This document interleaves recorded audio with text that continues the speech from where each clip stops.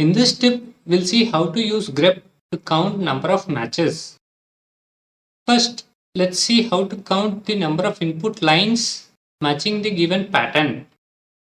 Consider this sample input and let me highlight all the lines containing A.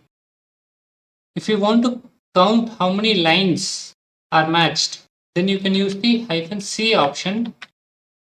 So you can see it gives you 3, which is the total number of lines matching the given pattern.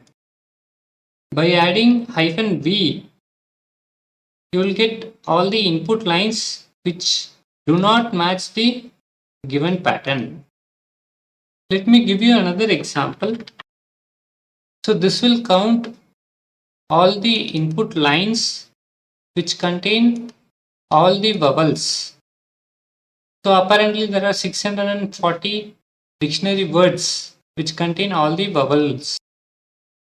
Next, let us see what happens when you pass multiple input files.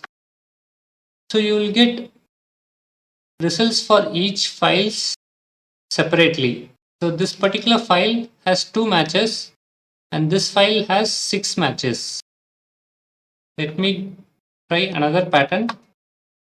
So in this case, only names.txt has a match and the other file does not have any match. In such cases, you will get 0 in the result. If you want to count the total matches in all the input files, then you can use cat. So this will concatenate all the inputs and then you can find the total matches using grep. Next, let us see how to get the total number of matches. So far what we have seen is -C, which gives total number of input lines which contain the given pattern.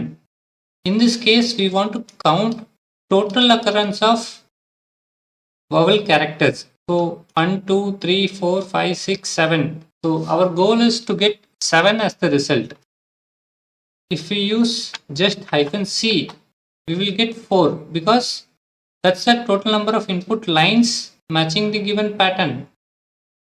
So in such cases, first we will use the -O option, which will return each match in separate line. After that, you can apply the WC command and the -L option to count total number of lines. So we get 7 as the result.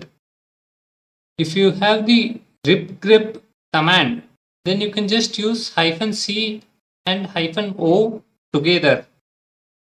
So this feature is available in ripgrep but not the normal grep command. Hope you enjoyed this tip.